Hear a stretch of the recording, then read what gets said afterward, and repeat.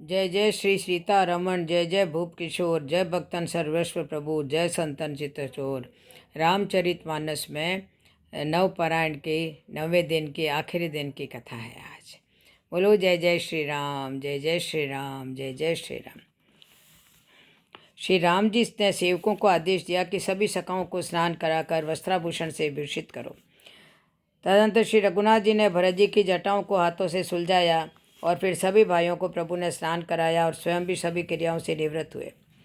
सासुओं ने जानकी जी को आदर के साथ तुरंत ही स्नान करा के उनके अंग अंग में दिव्य वस्त्र और श्रेष्ठ आभूषण भली भांति सजा दिए।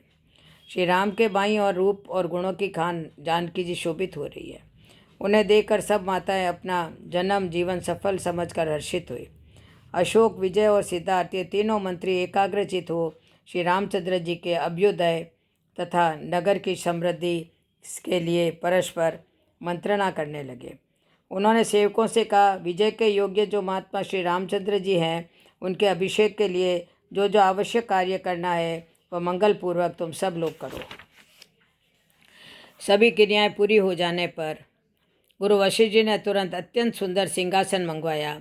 उसका तेज दिव्य था। उस पर श्री रघुनाथ जी और ब्राह्मणों को सिर नवाकर विराज गए। माता जानकी सहित राघव को राज सिंहासन पर विराजमान देखकर मुनियों का समुदाय हर्षित हुआ। ब्राह्मण लोग वेद मंत्र उच्चारण करने लगे। सर्वप्रथम गुरुदेव ने श्री रघुनाथ जी का तिलक किया। तदनंतर सभी ब्राह्मणों ने प्रसन्न होकर तिलक किए। माताएं प्रसन्न होकर बार बार श्री राम जी की आरती उतार रही है। उस अवसर पर देवराज इंद्र की प्रेरणा से वायुदेव ने 100 स्वर्णमय कमलों से बनी हुई एक दीप्तिमती माला और सब प्रकार के रत्नों से युक्त मणियों से विभूषित मुक्ताहार राजा रामचंद्र जी को भेंट किया। बुद्धिमान श्री राम के अभिषेक काल में देव गंधर्व गाने लगे और अप्सराएं नृत्य करने लगी।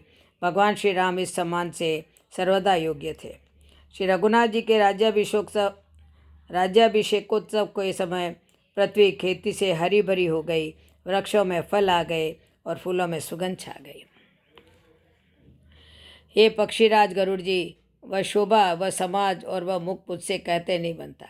सरस्वती जी, शेष जी और वेद निरंतर उसका वर्णन करते हैं और उसका रस आनंद महादेव जी ही जानते हैं। श्री राम जी की विनती करके जब सभी देवता चले गए तो भाटों का रूप धारण कर चारों वेद वहाँ आकर विनती करने लगे। श्री राम जी ने उनको पहचान कर आदर किया, लेकिन इस रहस्य को कोई नहीं जान पाया। हे सगुण और निर्गुण रूप, हे अनुपम रूप लावण्य युक्त, हे राजाओं के शिरोमणि, आपकी जय हो। आपने रावण आदि प्रचंड प्रबल और दुष्ट निशाचरों को अपनी भुजाओं के बल पर मार डाला। आपने मनुष्य अवतार लेकर संसार के भार को नष्ट करके अत्यंत कठोर दुखों को भस्म कर दिया। हे दयालु, हे शरणागत की रक्षा करने वाले प्रभु, आपकी जय हो। मैं शक्ति सीता जी सहित शक्तिमान आपको नमस्कार करता हूँ। आपकी दुस्तर माया के वशीभूत देवकर देव, राक्षस, नाग, मनुष्य, चर और अचर सभी काल, कर्म और गुणों से भरे हुए दिन रात आवागमन के मार्ग में भटक रहे हैं। हे प्रभु, आपकी भक्ति सर्वोपरि है। इस प्रकार वेदों के मैंने अनेक प्रकार से 6 छंदों में विनती करके अंतर्ध्यान होकर ब्रह्मलोक को चले गए। काकभूषण जी कहते हैं, हे गरुड़ जी, जहाँ श्री रघुनाथ जी थे वहाँ श्री शंकर जी आए और गदगद वाणी से स्तुति करने लगे। हे राम रमा रमण, ये जन्म मरण के संताप का नाश करने वाले, आपकी जय हो। आवागमन के भय से व्याकुल इस सेवक की रक्षा कीजिए।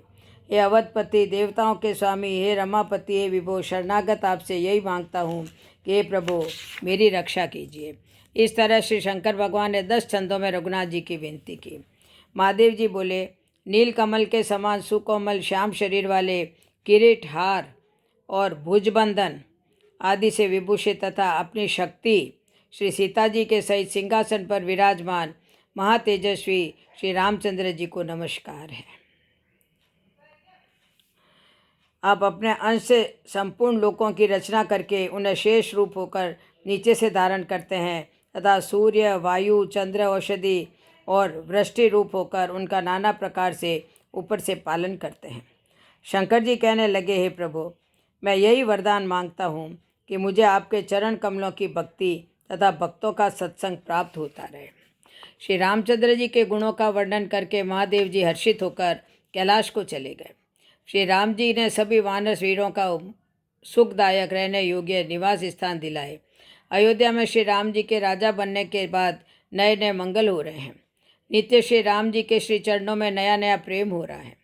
सभी वानर वीर ब्रह्मानंद में मस्त हो रहे हैं। उनको समय का पता ही नहीं चला और उनको अयोध्या में रहते 6 माह बीत गए। उन लोगों को अपने घर भूल गए हैं। उन्हें स्वप्न में भी घर की सुध नहीं आती। जैसे संतों के मन में दूसरों से द्रोह करने की बात कभी नहीं आती, तब श्री रघुनाथ जी ने सब सखाओं को बुलाया। सब आकर आदर से सिर नवाया। श्री रघुनाथ जी कहने लगे, आपने मेरी बड़ी सेवा की है। आप सभी मुझे अत्यंत प्रिय है। ए भाई, राज्य, संपत्ति, जानकी, घर, कुटुंब, मित्र और अपना शरीर भी मुझे तुम्हारे समान प्रिय नहीं है। अब आप सभी अपने अपने घरों को जाओ, वहाँ दृढ़ नियम से मुझे बसते रहना। श्री राम जी ने वस्त्राभूषण मंगाकर कपिराज सुग्रीव को पहनाए। लक्ष्मण जी ने विभीषण को सजाया। अंगद चुप बैठा था। जामवंत, नल, नील आदि को श्री राम ने वस्त्राभूषण पहनाकर सजाया। सभी ने श्री राम जी को अपने हृदय में धारण कर अपने अपने निवास स्थान को प्रस्थान किया। अंगद कहने लगा, हे प्रभु, मेरा पिता मरते समय मुझे आपके अंक यानी गोद में डाल गया था। अब आप ही मेरे माता पिता, स्वामी और गुरु आप ही हैं। मैं घर के छोटे मोटे कामों को सेवक बनकर करता रहूँगा। अपने गले की माला, वस्त्र और मणि अंगद को पहनाकर समझाकर विदा कर दिया। अयोध्या से विदा होकर सभी वीर अपने अपने निवास स्थान पर पहुँच गए। वानर श्रेष्ठ सुग्रीव ने भी अपने श्री राम के राज्याभिषेक का उत्सव देखकर उनसे पूजित होकर किष्किंधापुरी में प्रवेश किया। महायशस्वी धर्मात्मा विभीषण भी अपने कुल का वैभव, अपना राज्य पाकर अपने साथी श्रेष्ठ निशाचरों के साथ लंकापुरी को चले गए। तदंतर श्री रघुनाथ जी ने हनुमान जी से कहा, आप दुर्लभ से दुर्लभ वरदान मांग लो। इस वाक्य को सुनकर हनुमान जी कहने लगे, हे प्रभु, आपका नाम स्मरण करता हुआ मेरा मन तृप्त नहीं होता है, अतः मैं निरंतर आपका नाम स्मरण करता हुआ पृथ्वी पर रहूं। ये राजेंद्र, मेरा मनोवांछित वर यही है कि जब तक संसार में आपका नाम रहे तब तक मेरा शरीर भी रहे। श्री रामचंद्र जी ने कहा, ऐसा ही है। तुम जीवन मुक्त होकर संसार से सुखपूर्वक रहो। कल्प का अंत होने पर तुम मेरा सायुज्य प्राप्त करोगे, इसमें संदेह नहीं। फिर जानकी जी ने उनसे कहा, हे मारुते, तुम जहाँ कहीं भी रहोगे वहीं मेरी आज्ञा से तुम्हारे पास संपूर्ण भोग उपस्थित हो जाएंगे। अपने प्रभु भगवान राम और रीता जी के इस प्रकार कहने पर महामते हनुमान जी अत्यंत प्रसन्न हुए। फिर कृपालु श्री राम जी ने निषाद राज को बुला लिया और उसे भूषण, वस्त्र, प्रसाद में दिए। फिर कहा, अब तुम भी घर जाओ, वहाँ मेरा स्मरण करते रहना और मन, वचन और कर्म से धर्म के अनुसार चलना। ये निषाद राज, आप मेरे मित्र और भरत के समान भाई हो। अयोध्या में सदा आते जाते रहना। ऐसे कहकर विदा कर दिया। श्री रघुनाथ जी के राज्य के प्रतिष्ठित होने पर तीनों लोग हर्षित हो गए। सारे शोक मिट गए, बैर भाव नहीं रहा और सभी के आंतरिक विषमता मिट गई। सभी लोग अपने अपने वर्ण और आश्रम के अनुसार सदा वेद मार्ग पर चलकर सुखी होते हैं। उन्हें न किसी का भय है, न शोक है, न कोई रोग ही सताता है। राम राज्य में दैविक और भौतिक ताप किसी को नहीं व्यापते। सब मनुष्य परस्पर प्रेम करते हैं और वेदों में बताई हुई नीति मर्यादा में तत्पर रहकर अपने अपने धर्म का पालन करते हैं। धर्म अपने चारों चरण सत्य, सोच, दया, दान से जगत से परिपूर्ण हो रहा है। स्वप्न में भी कहीं पाप नहीं है। स्त्री पुरुष राम भक्ति के परायण और मोक्ष के अधिकारी हैं। किसी की भी छोटी अवस्था में मृत्यु नहीं होती है, कोई कष्ट नहीं है। सभी के शरीर स्वस्थ और सुंदर है। न कोई दुखी है, न दीन है और न कोई अशिक्षित और न लक्षणहीन है। सभी धर्मपरायण, पुण्यात्मा और दम्भ रहित है। स्त्री पुरुष सभी चतुर और गुणी हैं। सभी गुणों का आदर करने वाले हैं और पंडित हैं। सभी दूसरे के उपकारों को मानने वाले हैं। कपट और धूर्तता किसी में नहीं है। श्री राम के राज्य की सुख संपदा का वर्णन शेष जी और शारदा भी नहीं कर सकते हैं। सभी नर नारी उदार है, सभी परोपकारी है, सभी ब्राह्मणों के सेवक है, सभी पुरुष एक पत्नी व्रती है तथा पत्नियां भी मन, वचन और कर्म से पति का हित करने वाली है। श्री रामचंद्र जी के राज्य में दंड केवल सन्यासियों के हाथों में है और भेद नाचने वालों के नृत्य समाज में है। और जीतो शब्द केवल मन के जीतने के लिए ही सुनाई पड़ता है। अर्थात राजनीति में शत्रुओं को जीतने और तथा चोर डाकुओं आदि को दमन करने के लिए साम दाम दंड और भेद, ये 4 उपाय किए जाते हैं। राम राज्य में कोई शत्रु है ही नहीं, इसीलिए जीतो शब्द केवल मन को जीतने के लिए ही कहा जाता है। कोई अपराध करता ही नहीं, इसलिए दंड किसी को नहीं होता। दंड शब्द केवल सन्यासियों के हाथ में रहने वाले दंड के लिए ही रह गया है तथा सभी अनुकूल होने के कारण भेद नीति की आवश्यकता ही नहीं रही गई है। शब्द भेद शब्द केवल सुर ताल के भेद के लिए ही कामों में आता है। श्री राम के राज्य शासन काल में कभी विधवाओं का विलाप नहीं सुनाई पड़ता है। सर्प आदि दुष्ट जंतुओं का भय नहीं था और रोगों की भी आशंका नहीं थी। संपूर्ण जगत में कई चोरों या लुटेरों का नाम भी नहीं सुना जाता था। कोई भी मनुष्य अनर्थकारी कार्यों में हाथ नहीं डालता था और बुढ़ों को बालकों के अंत्येष्टि संस्कार नहीं करने पड़ते थे। वनों में वृक्ष सदा फूलते और फलते हैं। हाथी और सिंह बैर भूलकर साथ साथ रहते हैं। पक्षी और पशु सभी ने स्वाभाविक वैर त्याग दिया है। बेलें और वृक्ष मांगने से ही मकरंद मधु टपका देते हैं। गौएं मनचाहा दूध देती है। धरती सदा हरी भरी रहती है। त्रेता में सतयुग की स्थिति बन गई है। पर्वतों ने अनेक मणियों की खाने प्रकट कर दी है। नदियाँ शीतल और निर्मल जल बहने लगी है। समुद्र मर्यादा में रह कर के किनारों पर रत्न डाल देते हैं। त्रिलोकीनाथ लक्ष्मीपति भगवान राम ने के शासन काल में पृथ्वी धन धान्य से पूर्ण और वृक्ष फल आदि से संपन्न थे। श्री रघुनाथ जी के राज्य में समस्त पुरुष धर्म पारायण थे। स्त्रियां पति सेवा में तत्पर रहती थी और किसी को भी अपने पुत्र का मरण नहीं देखना पड़ता था। श्री रघुनाथ जी ने अनेकों अश्वमेघ यज्ञ किए। वह वेद मार्ग पर चलने वाले, धर्म की धुरी को धारण करने वाले, तीनों गुण सत्व रज और तम से अतीत और ऐश्वर्य में इंद्र के समान है। राजकुमार महाराज श्री राम ने अनेक बार पौंडरिक, अश्वमेघ, वाजपेयी तथा अन्य नाना प्रकार के यज्ञों का अनुष्ठान किया। शोभा की कहानी सुशील और विनम्र सीता सदा पति के अनुकूल रहकर मन लगाकर चरण कमलों की सेवा करती है। सीता जी महलों में सभी सासुओं की अभिमान और मत त्याग कर मन से सेवा करती है। श्री राम जी के सभी भाई उनके अनुकूल रहकर उनकी मन से सेवा करते हैं। श्री राम जी सभी भाइयों का पर प्रेम करते हैं और उन्हें नीति धर्म का आदेश करते हैं। अवधवासी सभी धार्मिक विचारों वाले देव दुर्लभ भोग करते हुए श्री राम जी के भजन में प्रसन्न रहते हैं।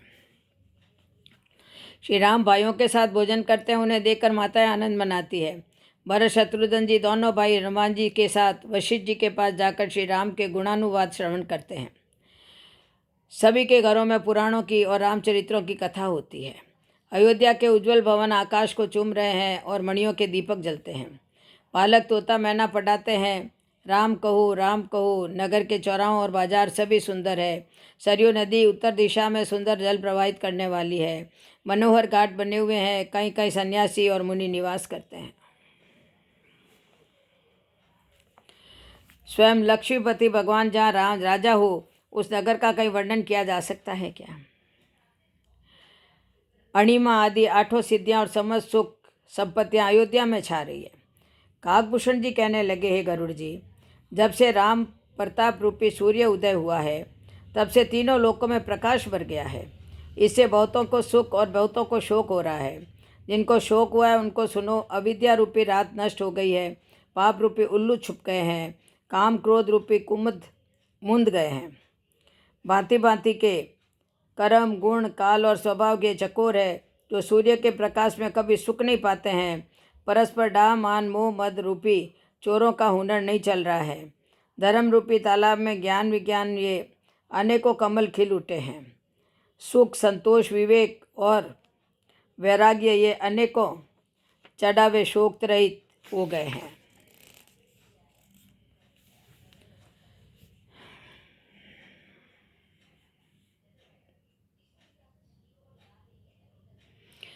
एक बार श्री रघुनाथ जी भाइयों और हनुमान के साथ सुंदर बगीचे में गए।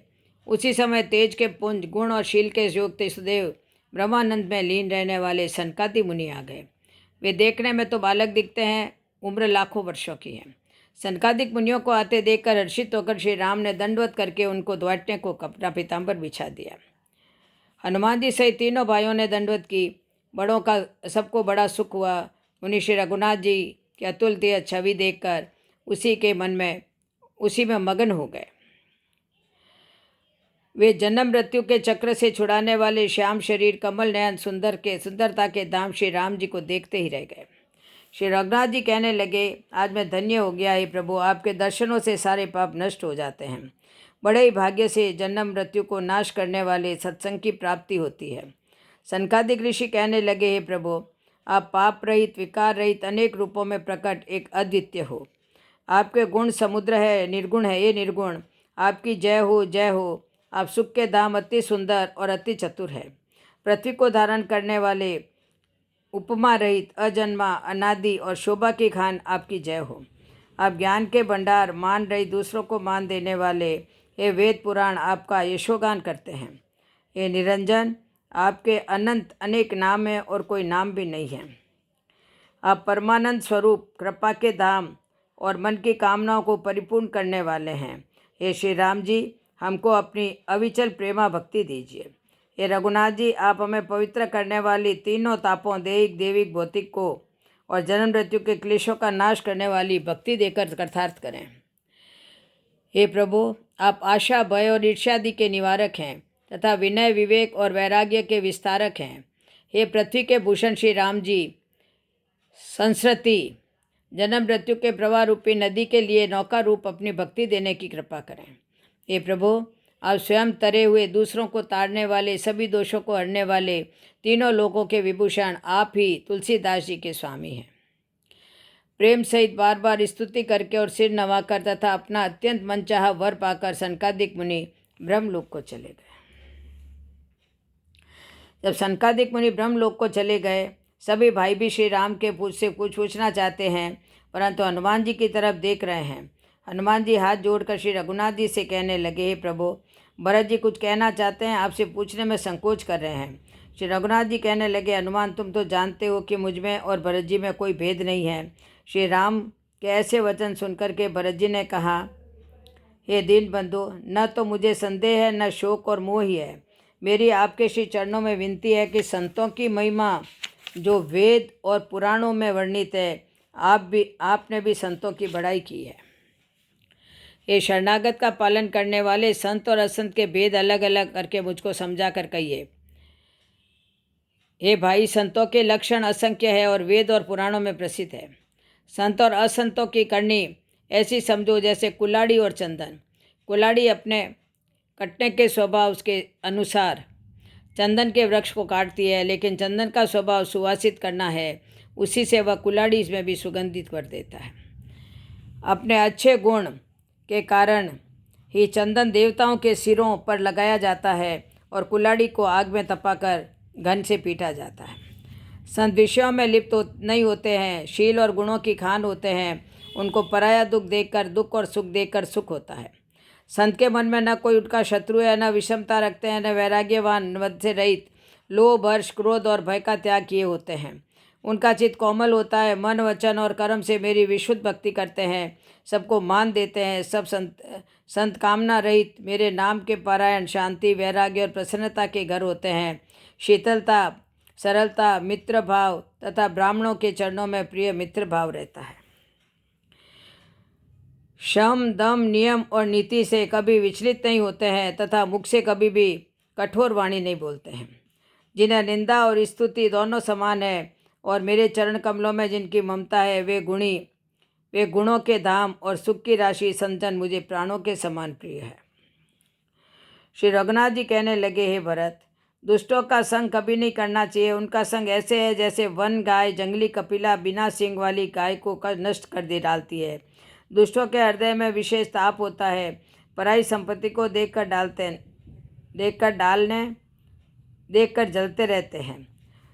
दूसरे की निंदा सुनने से इतने प्रसन्न होते हैं मानो खजाना मिल गया है। कामी, क्रोधी, अभिमानी, लोभी, निर्दयी, कपटी, कुटिल और पापों के घर होते हैं। अकारण सभी से बैर करते हैं। उनका झूठा ही लेना और झूठा ही देना होता है। झूठा ही भोजन होता है और झूठा ही चबेना होता है।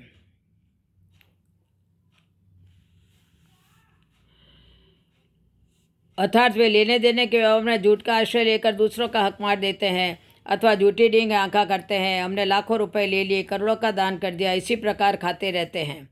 चने की रोटी खाते हैं, चने की रोटी, और कहते हैं आज खूब माल खाकर आए हैं, अथवा चबेना चबा कर रह जाते हैं और कहते हैं हमें बढ़िया भोजन से वैराग्य है इत्यादि। मतलब यह भी है कि सभी बातों में झूठ ही बोला करते हैं। जैसे मोर बहुत मीठा बोलता है परंतु उसका हृदय ऐसा कठोर होता है कि वह महान विषैले सांपों को भी खा जाता है, वैसे ही वे भी ऊपर से मीठे वचन बोलते हैं परंतु हृदय में बड़े निर्दयी होते हैं। लोभ ही उनका ओढ़ना, लोभ ही बिछोना होता है, अर्थात लोभ ही से सदा गिरे रहते हैं। वो पशुओं की तरह आहार और मिथुन के आदि होते हैं। किसी की बड़ाई सुनकर ऐसी सांस लेते हैं मानो जुड़ी आ गई हो। किसी को दुखी देकर ऐसे प्रसन्न होते हैं मानो संसार के राजा बन गए हों। स्वार्थी, विरोधी, काम और क्रोध, लोभ के कारण लंपट होते हैं।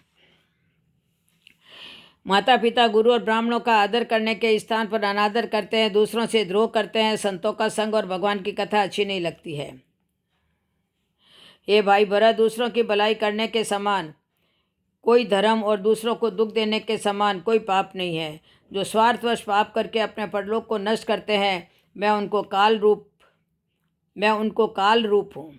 दुष्ट हृदय पुरुष की जीवनचर्या आलसी हो जाती है।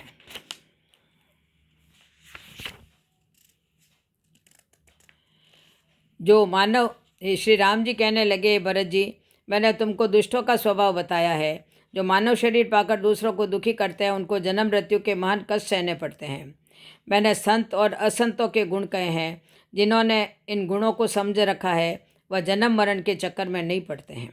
श्री रघुनाथ जी की अमृतमय वाणी सुनकर हनुमान जी सहित सभी भाई बड़े प्रसन्न हुए और श्री राम जी का प्रजा को उपदेश हुआ। एक बार श्री रघुनाथ जी ने गुरुजी, ब्राह्मण और नगर निवासी सभी को बुलवाया। कहने लगे कि ये नगरवासियों, मेरी उपयोगी बात सुनो। न अनीति से और न प्रभुता से कही हुई मेरी सारी बात पर चलना आपका अधिकार है। बड़े भाग्य से यह मनुष्य शरीर मिला है। सब ग्रंथों में यही कहा है कि यह शरीर देवताओं को भी दुर्लभ है। यह साधन का धाम और मोक्ष का दरवाजा है। इसे पाकर भी जिसने परलोक न बना लिया हो वह परलोक में दुख पाता है, सिर पीट पीट कर पछताता है, काल पर, कर्म पर और ईश्वर पर मिथ्या दोष लगाता है। इस शरीर के प्राप्त होने का फल विषय भोग नहीं है। स्वर्ग का भोग भी बहुत थोड़ा है और अंत में दुख देने वाला है। विषयों में मन लगाने वाले प्राणी अमृत को छोड़कर विष ले लेते हैं और पारसमणि को देखकर खोकर बदले में धुंधची ले लेता है। उसे कोई बुद्धिमान नहीं कहता। यह अविनाशी जीव 4 खानों और 84 लाख योनियों में चक्कर लगाता रहता है। माया की प्रेरणा के से काल, कर्म, स्वभाव और गुणों के वश में सदा भटकता रहता है। कभी दयालु भगवान करुणा करके इसे मनुष्य का शरीर प्रदान करते हैं। श्री राम जी कहते हैं, मनुष्य का शरीर भवसागर के लिए जहाज है, बेड़ा है। मेरी कृपा ही अनुकूल वायु है। सद्गुरु इस जहाज के कर्णाधार खेने वाले हैं। इस प्रकार दुर्लभ साधन सुलभ होकर भगवत कृपा से सहज ही उसे प्राप्त हो गए हैं। यदि तुम परलोक का सुख यहाँ चाहते हो तो मेरे वचनों को हृदय में धारण कर लो कि सबसे सुलभ मार्ग मेरी भक्ति है, जिसका वेद और पुराणों में वर्णन किया है। ज्ञान मार्ग दुर्लभ है, उसकी प्राप्ति में अनेक विघ्न हैं, उसका साधन कठिन है, उसमें मन के लिए कोई आधार नहीं है। बहुत कष्ट से प्राप्त हुआ ज्ञान भक्तिहीन मोहि प्रिय नहीं सोऊं। भक्ति के बिना मुझे प्रिय नहीं है। भक्ति स्वतंत्र है, सब सुखों की खान है, परंतु सत्संग, संतों के संग के बिना प्राणी इसे नहीं पा सकते और पुण्य समूह के बिना संत नहीं मिलते। सत्संगति ही संस्कृति जन्म मरण के चक्र का अंत करती है। संसार में ब्राह्मणों की मन, कर्म और वचन से सेवा ही पुण्य है। जो निष्कपट सेवियों की सेवा करता है उस पर देवता और मुनि सभी प्रसन्न होते हैं। ये भाइयों, गुप्त और मुख्य बात है कि शंकर जी के भजन के बिना कोई मेरी भक्ति नहीं पा सकता है। भक्ति मार्ग में कौन सा परिश्रम है, इसमें न योग की न यज्ञ, जप और तप की ही आवश्यकता है। हाँ, इतना तो आवश्यक है कि मन में कुटिलता न हो, सरल स्वभाव हो और जो मिल जाए उसी में संतोष हो। मेरा भक्त कहलाकर यदि कोई मनुष्यों की आशा करता है तो उसकी मुझ पर आस्था कम है और भाइयों, मैं इसी आचरण के वश में हूँ। न किसी से बैर करें, न लड़ाई झगड़ा करें, न आशा रखें, न भय करें। उसके लिए सभी दिशाएं सदा सुखमयी हैं। जो कोई भी आरंभ नहीं करता, जिसका कोई अपना घर नहीं है, जो मानहीन, पापहीन और क्रोधहीन है, जो भक्ति करने में निपुण और विज्ञानवान है, संतों से सत्संग में जिसे सदा प्रेम है, जिसके मन में स्वर्ग और मुक्ति भी तृण के समान है, जो दूसरे के मत का खंडन नहीं करता है तथा सभी कुतर्कों को दूर भगा दिया है, तथा जो मेरे गुण समूह और मेरे नाम के पारायण है, मद ममता और मोह से रहित है, उसका सुख वही जानता है। सभी अवधवासी भगवान के वचन सुनकर बड़े प्रसन्न हुए। और हे शरणागत के दुख हटने वाले राम जी, आप ही हमारे शरीर, धन, घर द्वार और सभी प्रकार से हित करने वाले हैं। ऐसी शिक्षा आपके अतिरिक्त और कोई नहीं दे सकता है। परंतु वे माता पिता है, परंतु हितैषी है और शिक्षा भी देते हैं, परंतु वे स्वार्थ परायण है, इसीलिए ऐसी परम हितकारी शिक्षा नहीं देते हैं। वशिष्ठ जी था राम जी का संवाद। एक दिन श्री वशिष्ठ जी श्री रघुनाथ जी के पास आए। श्री राम जी ने उनका आदर सत्कार किया, उनके चरण धोकर चरणामृत लिया। मुनि ने हाथ जोड़कर कहा, एक कृपा सागर श्री राम जी, मेरी कुछ विनती सुनिए। आपके आचरणों को देख देख कर मेरे हृदय में अपार मोह होता है, भ्रम होता है। हे भगवान, आपकी महिमा को वेद भी नहीं जानते हैं, फिर मैं किस गिनती में हूँ। पुरोहिती का कर्म पेशा बहुत ही नीचा है। वेद पुराण और स्मृति सभी इसकी निंदा करते हैं। जब मैंने सूर्यवंश की पुरोहिती का काम लेने की मनाही कर दी, तब ब्रह्मा जी ने मुझसे कहा था, तुमको आगे चल कर के लाभ होगा। स्वयं ब्रह्मा परमात्मा मनुष्य रूप में इसी वंश में अवतरित होंगे। तब मैंने मन में विचार किया कि जिसके लिए योग, यज्ञ, व्रत और दान किए जाते हैं, उसे मैं इसी कर्म में पा जाऊंगा। तब इसके समान कोई दूसरा धर्म नहीं है।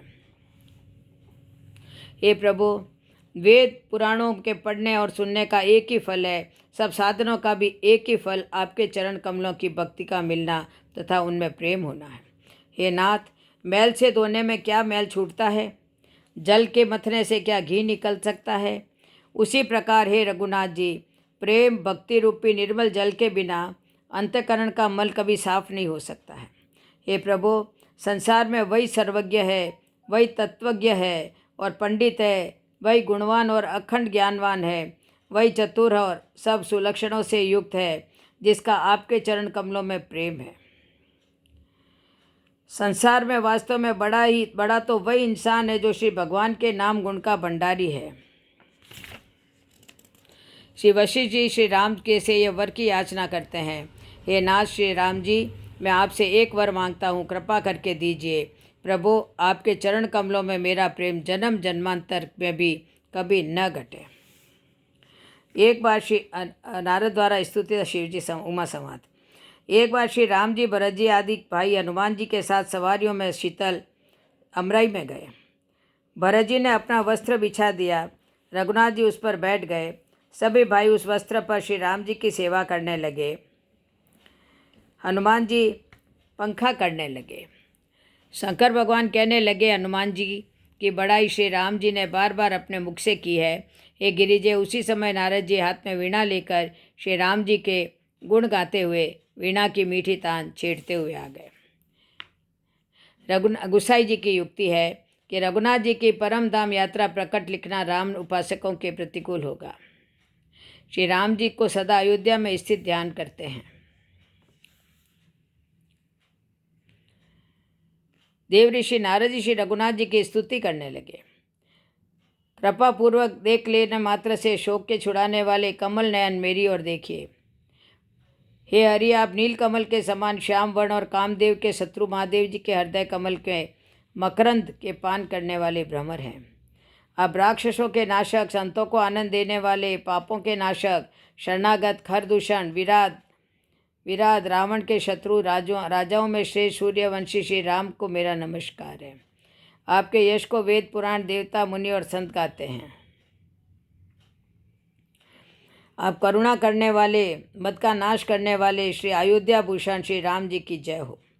हे प्रभु, आपका कलयुग में पापों को मत डालने वाले, ममता को मारने वाले तुलसीदास के प्रभु शरणागत की रक्षा कीजिए। प्रेम से नारद जी के गुणगान करके श्री रघुनाथ जी को हृदय में धारण कर ब्रह्मलोक को चले गए। शंकर भगवान कहने लगे, हे गिरिजा, मैंने श्री राम कथा अपनी मति के अनुसार आपको सुना दी। श्री राम के चरित्र 100 करोड़ हैं, अर्थात अपार है, वेद और शारदा भी वर्णन नहीं कर सकती है। पार्वती जी कहने लगी, है स्वामी, श्री राम के चरित्र अत्यंत मनोहर है, उनको सुनकर जो तृप्त होता है उसने उसका महत्व ही नहीं जाना है। हे नाथ, श्री रामचरितमानस का गान किया, उसे सुनकर मैंने अपार सुख पाया।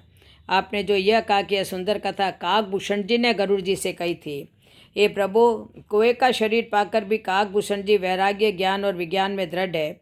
श्री राम जी के चरणों में अत्यंत प्रेम है, भक्ति भी प्राप्त है, इसमें मुझे संदेह हो रहा है। हे देवादिदेव महादेव जी, यह वाणी प्राणी अत्यंत दुर्लभ है, जो मद और माया से रहित श्री राम जी की भक्ति के पारायण हो। ऐसी दुर्लभ भक्ति को कुआ कैसे पा गया है? फिर वह श्री राम पारायण ज्ञान निरंतर निरत गुणधाम और बुद्धि धीर कुएं की योनि में कैसे हैं? फिर वह श्री राम पारायण ज्ञान निरत गुणधाम और धीर बुद्धि कुएं की योनि में कैसे हैं? गरुड़ जी तो महान ज्ञानी, सद्गुणों की राशि, श्री हरि के सेवक और उनके अत्यंत निकट रहने वाले उनके वाहन ही हैं। उन्होंने मुनियों के समूह को छोड़कर कुएं से जाकर हरि कथा किस कारण सुनी? तो पार्वती जी की सुंदर वाणी सुनकर शिवजी सुख पाकर कहने लगे, हे गिरिजे, तुम धन्य हो। जैसे तुमने मुझसे प्रश्न किया है, इसी प्रकार गरुड़ जी ने भी श्री काकभूषण जी से प्राय ऐसे ही प्रश्न किए थे। उनको तुम मन लगाकर सुनो। मैंने जिस कारण से उस कथा को श्रवण किया था उसे भी सुनिए। पहले जन्म में तुम दक्ष प्रजापति के घर सती नाम से पैदा हुई थी। दक्ष के यज्ञ में अपमान होने से आपने अपने प्राण त्याग दिए थे। मेरे अनुचरों ने यज्ञ विध्वंस कर दिया था।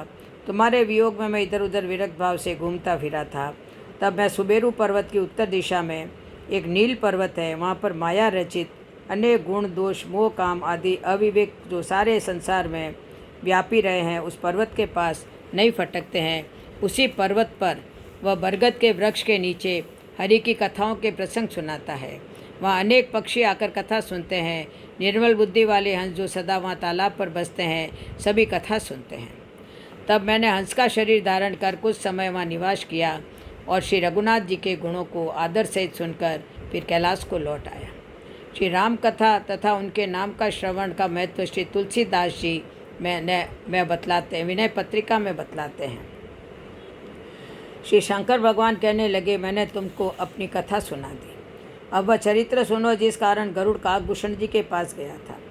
श्री राम रावण युद्ध में जब श्री राम ने अपने को मेघनाथ द्वारा नागपाश में बंधा लिया, तब नारद जी ने गरुड़ को भेजकर बंधन मुक्त कराया था। जब गरुड़ ने नागपाश से मुक्त तो कर दिया, परंतु मन में सोचने लगे, जो व्यापक विकार रहित वाणी का पति माया मोह से परे ब्रह्म परमेश्वर है, मैंने सुना था उनका अवतार हुआ है, परंतु अवतार जैसा कोई प्रभाव नहीं दिखाई दिया। इनका नाम जपकर मनुष्य संसार के बंधन से छूट जाते हैं, उन्हीं राम को एक तुच्छ राक्षस ने नागपाश से बांध लिया। गरुड़ ने अनेक प्रकार से मन को समझाया, तर्क वितर्क कर मोह उत्पन्न हो रहा था, दुखी होकर तुम्हारी तरह भ्रम में पड़ गया। गरुड़ ने नारद से कहा, नारद जी कहने लगे, हे गरुड़ जी, श्री राम की माया बड़ी बलवती है, जो ज्ञानियों के चित्त को भी हरण करके उनके मन में मोह उत्पन्न कर देती है। आपके मन में भारी मोह उत्पन्न हो गया है, मुझको भी इसने अनेक बार नचाया है। अब आप ब्रह्मा जी के पास जाओ, वह जैसा कहे वैसा ही करना। गरुड़ जी ब्रह्मा जी के पास गए। ब्रह्मा जी ने शंकर जी के पास भेज दिया। हे उमा, जब गरुड़ मेरे पास आया उस समय तुम कैलाश पर थी, मैं कुबेर के पास जा रहा था। गरुड़ ने मेरे पास आकर प्रणाम कर सारा समाचार सुनाया। तब मैंने गरुड़ से कहा, हे गरुड़, तुम मुझे रास्ते में मिले हो, राह चलते मैं तुम्हें किस प्रकार समझाऊं? सब संदेहों का तो तभी नाश होता है जब दीर्घ काल तक सत्संग किया जाए। हे गरुड़, अब मैं तुमको वहाँ भेज रहा हूँ जहाँ प्रतिदिन हरि कथा होती है। उसे सुनकर तुम्हारा संदेह मिटकर श्री राम जी के चरणों में शुद्ध प्रेम हो जाएगा। सत्संग के बिना हरि कथा सुनने को नहीं मिलती, उसके बिना मोह नहीं जाता, मोह जाए बिना श्री राम जी के चरणों में प्रेम नहीं होता है। बिना अनुराग के केवल योग जप तप और ज्ञान के द्वारा रघुनाथ जी नहीं मिलते हैं। उत्तर दिशा में नील पर्वत पर काकभूषण जी का स्थान है, वहाँ पर नित्य राम कथा होती है, जिसे अनेक विहंगवर श्रवण करते हैं। अतः तुम वहीं पर जाकर कथा श्रवण करो। हे भवानी, मैंने उससे कुछ भी छुपाया नहीं। पक्षी पक्षी की ही भाषा अच्छी तरह समझ सकता है। प्रभु की माया बलवती है, ऐसा कोई ज्ञान नहीं है जिसे मोह न लिया हो। जो ज्ञानियों में और भक्तों में शिरोमणि है, वह त्रिभुवनपति भगवान के वाहन है। उन गरुड़ की भी माया ने मोह लिया, फिर भी नीच मनुष्य घमंड किया करते हैं। तदंतर श्री गरुड़ जी काकभूषण जी के आश्रम पर गए। उस स्थान को देखते ही माया, मोह और शोध सभी जाता रहा। तालाब में स्नान कर जल पीकर प्रसन्न मन से उस वट वृक्ष के नीचे पहुँचे, जहाँ कथा सुनने को अनेक पक्षी बैठे हुए थे। गरुड़ जी को देख काकभूषण जी ने उनका आदर सत्कार करके सुंदर आसन दिया। हे नाथ, हे पक्षीराज, आपके दर्शन से मैं कृतार्थ हो गया। आप जो आज्ञा दें मैं अब वही करूं। हे प्रभु, आप किस कार्य के लिए आए हैं? गरुड़ जी कहने लगे, आप तो सदा कृतार्थ रूप है। आपकी प्रशंसा तो स्वयं शिव जी ने की है। मैं जिस कारण आया था वह आपके दर्शन मात्र से ही पूरा हो गया। इस आश्रम में आते ही मोह, भ्रम और अनेक प्रकार के संदेह सब दूर हो गए। अब आप पवित्र करने वाली सदा सुखदायी श्री राम कथा श्रवण कराइए। अब आपसे मेरी बार बार विनती है, मुझे उस राम कथा को श्रवण कराइए। काकभूषण जी प्रसन्न होकर सुनाने लगे। हे भवानी, पहले तो उन्होंने बड़े ही प्रेम से रामचरितमानस सरोवर का रूपक समझा कर कहा, फिर नारद जी का अपार मोह और फिर रावण का अवतार कहा, फिर प्रभु के अवतार की कथा वर्णन की। तदनंतर मन लगाकर श्री राम जी की बाल लीलाएं ने कही। विश्वामित्र जी का आगमन, विवाह, श्री राम का वन गमन, केवट प्रेम, गंगा जी से पार जाकर प्रयाग में निवास, वाल्मीकि मिलन, चित्रकूट पर वास, सुमंत्र की वापसी, दशरथ जी का निधन, भरत प्रेम, श्री राम से मिलने जाना, खड़ाऊ लेकर वापसी, जयंत पर क्रोध, अत्रि मिलन, विराट वध, शरभंग, सुतीक्षण जी का प्रेम, अगस्त्य जी से सत्संग, दंडक वन को पवित्र करना, गृधराज से मित्रता, पंचवटी निवास, लक्ष्मण को उपदेश, शूर्पणखा का कुरूप होना, खरदूषण वध, दशकंदर बारिज वार्ता, सीता हरण, रघुवीर विरह, जटायु की क्रिया, कवंद वध, शबरी पर कृपा की वर्णन, प्रभु और नारद जी का संवाद और मारुति से मिलने का प्रसंग कहकर फिर सुग्रीव से मित्रता और बाली के प्राणनाश का वर्णन किया। अब सुग्रीव का राज तिलक करके प्रभु ने पर्वशन पर्वत पर निवास किया। वह तथा वर्षा और शरद का वर्णन, श्री राम जी का सुग्रीव पर रोष और सुग्रीव का भय आदि प्रसंग कहे। सीता जी की खोज, संपत्ति मिलन, हनुमान जी द्वारा लंका विध्वंस, सीता की कुशलता का समाचार, सेना का समुद्र तट पर पहुँचना, विभीषण शरणागति, सेतु बंद, पुल बनाना, अंगद का लंका जाना, राक्षस वानर युद्ध, कुंभकर्ण मेघनाथ युद्ध तथा संहार, राक्षस सेना सहित रावण वध, मंदोदरी शोक, विभीषण का राज तिलक, सीता रघुपति मिलन, पुष्पक विमान पर चढ़कर अवध आगमन तथा राम जी का राज्याभिषेक। श्री शंकर भगवान कहने लगे, इस प्रकार समस्त कथा काकभूषण जी ने गरुड़ जी को सुना दी। वह सारा वृतांत मैंने तुमको सुना दिया है। गरुड़ जी कथा सुनकर प्रसन्न होकर के काकभूषण जी से कहने लगे, श्री रघुनाथ जी के सब चरित्र मैंने सुने हैं, जिसमें मेरा संदेह जाता रहा। हे काक शिरोमणि, आपके अनुग्रह से श्री राम जी के चरणों में मेरा प्रेम हो गया। गरुड़ जी कहने लगे, मुझे जो युद्ध में के मैदान में श्री राम के प्रति जो मोह हुआ था, वह भ्रम मेरे लिए हितकर ही हुआ। कृपा निदान श्री राम जी ने मुझ पर कृपा करके धन्य कर दिया। यदि मुझे मोह नहीं होता तो मैं इस पवित्र कथा को कैसे सुन पाता। जब श्री राम की कृपा होती है तभी संत मिलते हैं। उन्हीं की कृपा से मुझे तुम्हारा दर्शन हुआ है और मेरा संशय मिटकर मुझे परम शांति प्राप्त हो चुकी है। काकभूषण जी कहने लगे, आप मेरे पूज्य हैं और श्री रघुनाथ जी की कृपा पात्र हो। आपको न तो मोह है न संदेह है। आपको श्री रघुनाथ जी ने मेरे पास भेजकर मुझे बढ़ाई दी है। हे पक्षियों के स्वामी, आपने अपना संदेह कहा, यह कोई आश्चर्य की बात नहीं है। नारद, शिव जी, माँ ब्रह्मा जी आदि आत्म तत्व का उपदेश करने वाले श्रेष्ठ जनों को भी उनमें से किस किस को मोह ने अंधा नहीं किया। जगत में ऐसा कौन है जिसे काम ने न नचाया हो। तृष्णा ने किसको मतवाला नहीं बनाया। क्रोध ने किसका हृदय नहीं जलाया। इस संसार में ऐसा कौन ज्ञानी, तपस्वी, सूरवीर, कवि और विद्वान है जिसके लोभ ने मिट्टी पलीत न की हो। लक्ष्मी के मद ने किसको टेढ़ा कर नहीं किया, प्रभुता ने किसे बहरा नहीं किया, सत्य रज तम गुणों का सन्निपात किसे नहीं हुआ, मान मद ने किससे अछूता छोड़ा है, यौवन के ज्वर ने किसे आपे से बाहर नहीं किया, ममता ने किसके यश का नाश नहीं किया, डाह ने किसको कलंक नहीं लगाया, शोक समीर ने किसे नहीं हिला दिया, चित्रूपी संपिनी ने किसको नहीं खाया, और ऐसा कौन है जिसे माया ने नहीं सताया है। लकड़ी रूपी शरीर में मनोरथ रूपी क्रीड़ा सबके लगता है, तीनों प्रबल इच्छाओं ने जिसकी बुद्धि को मलिन नहीं किया है। तीन प्रबल इच्छाएं क्या होती है? पुत्र प्राप्ति की इच्छा, धन प्राप्ति की इच्छा और संसार में मान प्रतिष्ठा की इच्छा। यस हे गरुड़ जी, यह सब माया का बड़ा बलवान परिवार है। इससे शिव जी और ब्रह्मा जी भी भयभीत होते हैं। यह माया सारे संसार को नचाती है। वह माया श्री राम की भ्रकुटी के इशारे से नाचती है। भगवान प्रभु श्री रामचंद्र जी ने भक्तों के लिए राजा का शरीर धारण किया और साधारण मनुष्यों के से अनेकों परम पावन चरित्र किए। हे गरुड़ जी, श्री रघुनाथ जी की लीला राक्षसों को मोहित करने वाली है, भक्तों को सुख देने वाली है। जो मलिन बुद्धि लोग हैं, जो विषयों के वशकामी हैं, वे ही प्रभु पर मोह का आरोप करते हैं। जिसका नेत्र दोष हो जाता है उसे चंद्रमा पीला दिखाई देता है। दिशा ब्रह्म वाला सूर्य को पश्चिम से उदय हुआ जानता है। नौका पर चढ़ा इंसान मनुष्यों को संसार को चलता देखता है। बालक घूमता है, घर आदि नहीं घूमते हैं, पर आपस में एक दूसरे को झूठा कहते हैं। ये गरुड़ जी, श्री हरि के विषय में मोह की कल्पना ऐसी ही है। ये गरुड़ जी, अब जिस प्रकार मुझे मोह हुआ था वह सब चरित्र सुनाता हूँ। आपको अत्यंत रहस्य की बातें बता रहा हूँ।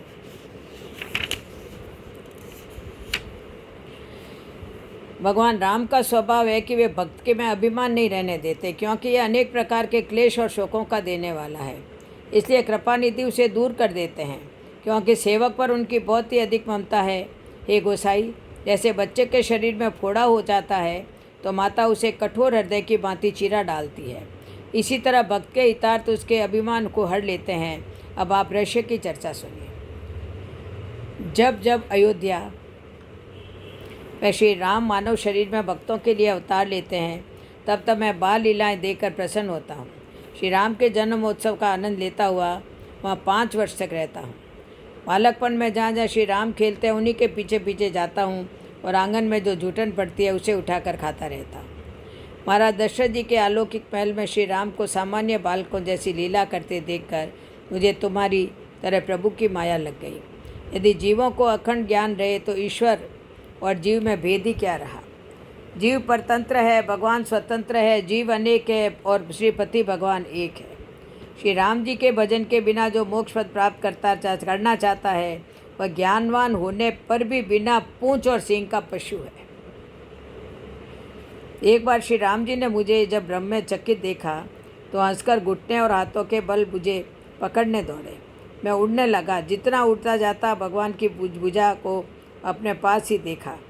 ब्रह्मलोक तक मैं उड़ा, लेकिन श्री राम की भुजा को अपने से 2 अंगुल की दूरी पर ही देखा।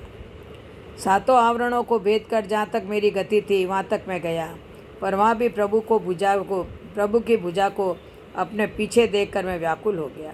हे गरुड़ जी, मैं भयभीत हो गया। तब मैंने अपनी आंखें मूंद दी। मुझे भयभीत देखकर श्री राम हंसने लगे। हंसते ही उनके पेट में चला गया। ये पक्षीराज सुनिए, मैंने उनके पेट में बहुत से ब्रह्मांडों के समूह देखे। वहाँ विचित्र लोक थे जिनकी रचना एक से एक बढ़कर थी। वहाँ मैंने करोड़ों ब्रह्मा जी और शिव जी, अनगिनत तारागण, सूर्य और चंद्रमा, अनगिनत लोकपाल, यम और काल, विशाल पर्वत और भूमि, समुद्र, नदी, तालाब, वन आदि, देवता, मुनि, सिद्ध, नाग, मनुष्य, किन्नर और चारों प्रकार के जीव देखे। ये गरुड़ जी, वहाँ एक एक ब्रह्मांड में 100 वर्षों तक रहता हुआ अनेक ब्रह्मांड देखता फिरा। हर ब्रह्मांड में दशरथ, कौशल्या और भरत आदि भाई भी भिन्न भिन्न थे।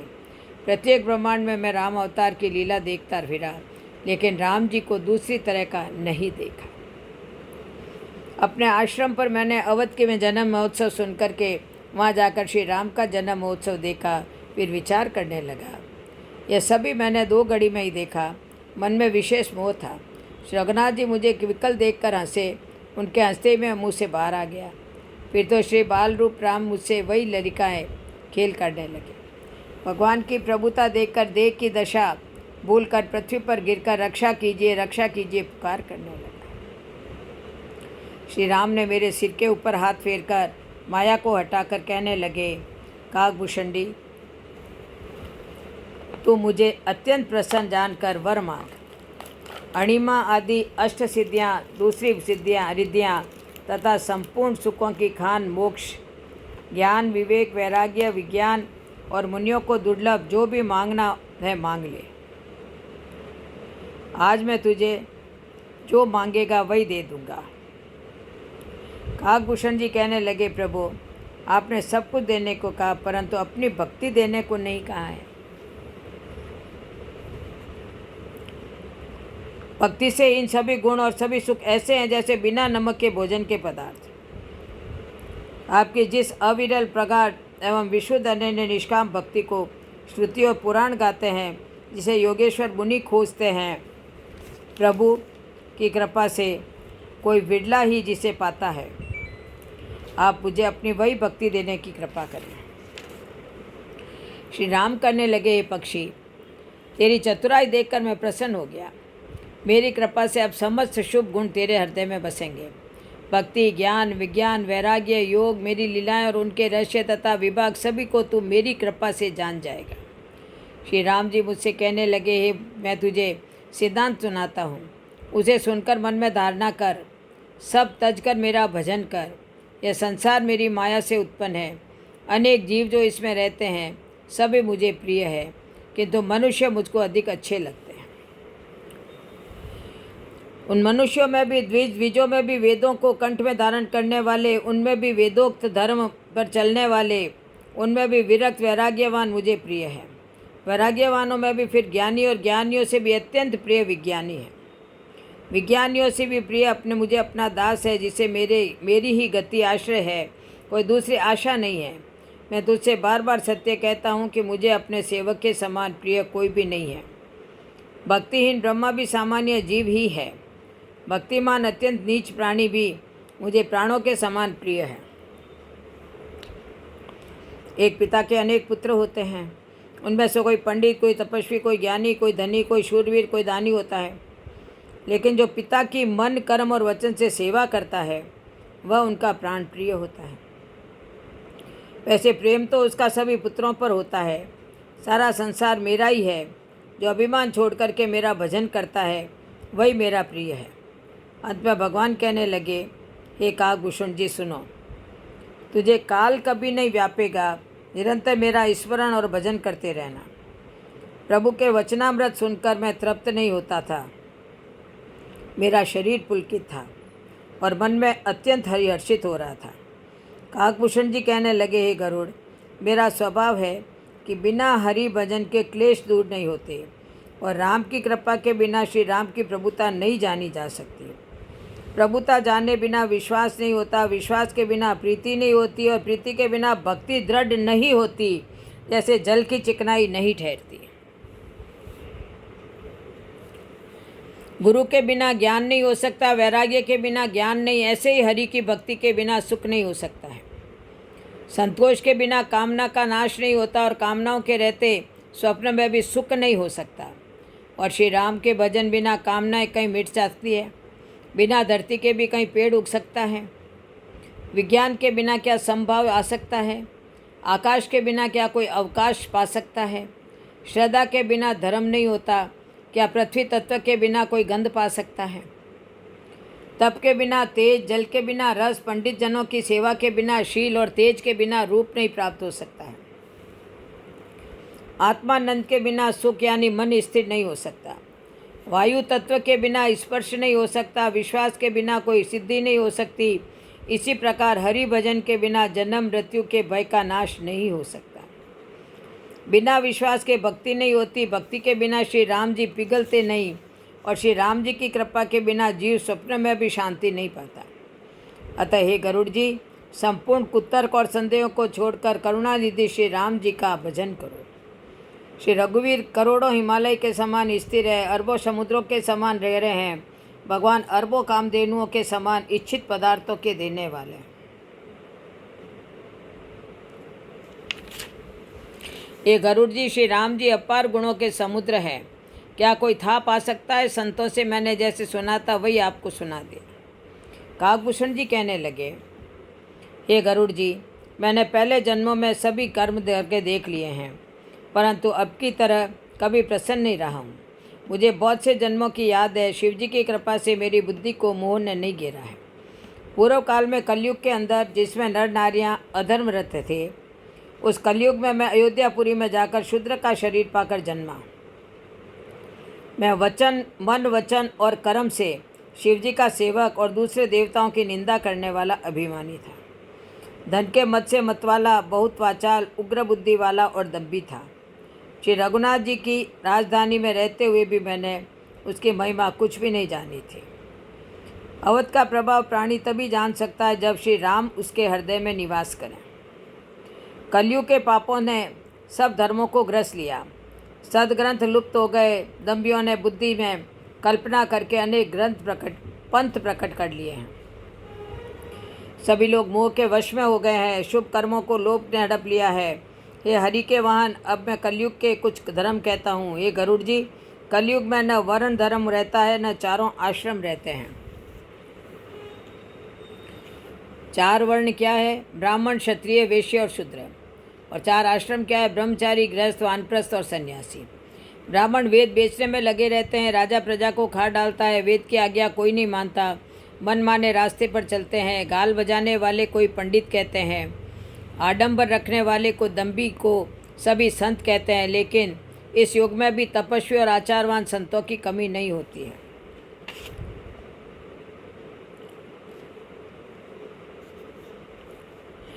जिसने किसी का धन हड़प लिया वही बुद्धिमान है, और जो दम करता है वही आचारी है। जो झूठ बोलता है, हंसी मजाक करता है, कलयुग में वही गुणवान है। जो अमंगल वेश और भूषण धारण करते हैं, अभक्ष खाते हैं, वे ही योगी कहे जाते हैं, वे ही तपस्वी है।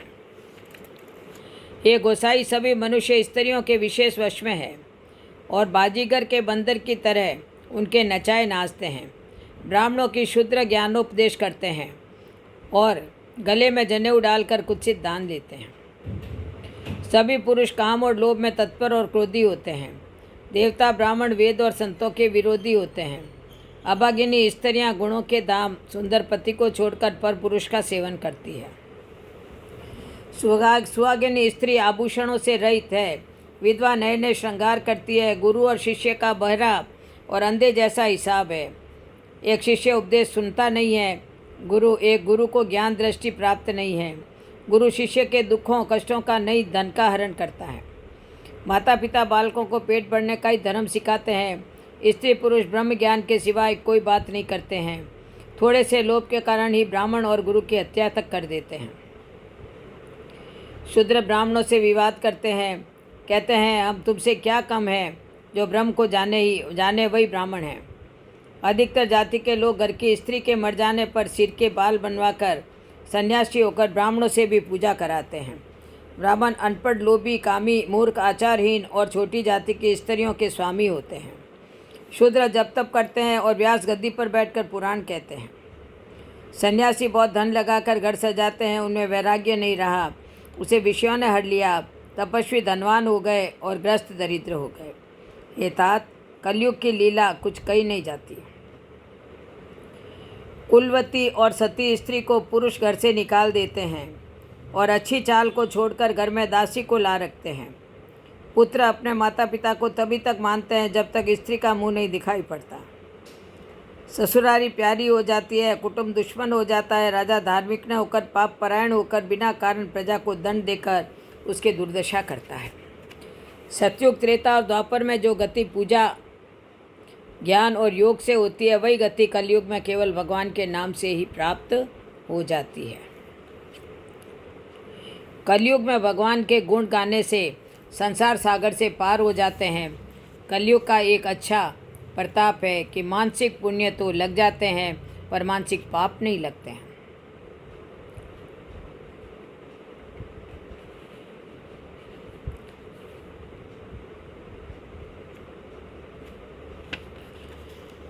धर्म के 4 चरण हैं। सत्य, दया, तप और दान प्रसिद्ध है। जिनमें कलयुग में चौथा दान चरण ही प्रदान है। किसी भी प्रकार से दिया गया दान ही कल्याण करता है। उसी कलयुग में बहुत वर्षों तक अयोध्या में मैं रहा। एक बार वहाँ अकाल पड़ने पर मैं विदेश चला गया। मैं दीन मलिन दुखी होकर उज्जैन गया। कुछ समय बीतने पर धनवान होकर शिवजी की उपासना करने लगा। वहीं एक ब्राह्मण वेद विधि से सदा शिवजी की पूजा करते थे। वे परम साधु और परमार्थी थे। शंभु उपासक थे, पर श्री हरि के निंदक नहीं थे। उन ब्राह्मण की मैं कपट से सेवा करता था। वह मुझे पुत्र की तरह पढ़ाते थे। उन ब्राह्मण श्रेष्ठ ने मुझको शिवजी का मंत्र दिया और अनेकों प्रकार के शुभ उपदेश किए। मैं शिवजी के मंदिर में जाकर मंत्र जपता। मेरे हृदय में दंभ और अहंकार बढ़ गया। गुरुजी मेरा ऐसा आचरण देख करते दुखी थे। मुझे प्रतिदिन समझाते, परंतु मुझे दम्भी को वह नीति कहाँ अच्छी लगती थी। एक दिन गुरुजी ने मुझे बुलाकर नीति यानी परमार्श की शिक्षा दी। कहने लगे, हे तात, श्री राम को शंकर जी और ब्रह्मा जी भी भजते हैं। नीच मनुष्य की तो बात ही क्या है। शंकर जी के हरि का सेवक कहने पर मेरा हृदय जल गया। नीच जाति में जन्मा मैं विद्या पढ़कर ऐसा हो गया जैसे दूध पिलाने से सरफ हो जाता है। नीच मनुष्य जिससे बड़ाई पाता है, सबसे पहले उसी का नाश करता है। आग से उत्पन्न धुआं में एक बादल की पदवी पाकर उसी अग्नि को बुझा देता है। मेरे दुष्ट हृदय में कुटिलता भरी थी। इसी कारण गुरुजी के हित की बात मुझे अहित लगती थी।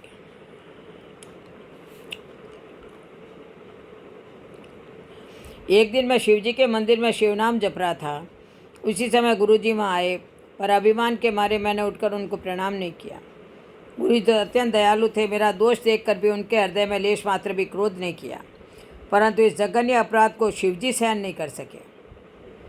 मंदिर में आकाशवाणी हुई, अरे मूर्ख अभिमानी, यद्यपि तेरे गुरु अत्यंत कृपालु है, उन्हें क्रोध नहीं है।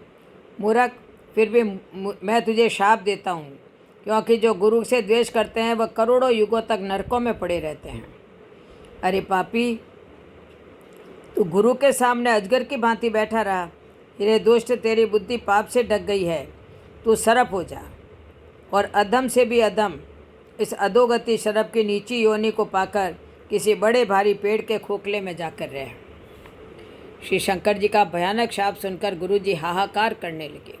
मुझे कांपता हुआ देखकर उनके हृदय में बड़ा संताप हुआ। गुरुजी दंडवत कर शिवजी को गदगद वाणी में विनती करने लगे, हे मोक्ष स्वरूप, विभु व्यापक ब्रह्म और वेद स्वरूप ईशान दिशा के ईश्वर तथा सबके स्वामी श्री शिवजी, मैं आपको नमस्कार करता हूँ। निस्वरूप में स्थित, गुणों से रहित, भेद रहित, इच्छा रहित, चेतन आकाश रूप एवं आकाश को वस्त्र रूप में धारण करने वाले दिगंबर, आपको मैं भजता हूँ।